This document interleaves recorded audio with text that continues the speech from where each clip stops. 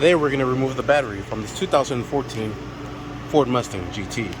Alright, we're going to be using a 5/16 millimeter socket to loosen up these terminals here. So we'll start off with the negative first. Then we'll get this off and put this over to the side. Then we'll move on to the positive side. And same thing here. Let's pick this up and move it over to the side. Next we'll get this battery clamp here.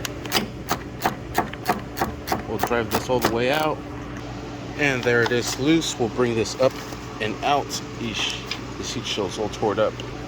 Alright, now we take out the battery. Just be careful with that. I believe it is fiberglass. Alright, and there it is. And that is how you remove this battery from this 2014 Ford Mustang GT. Thanks for watching. Please like and subscribe.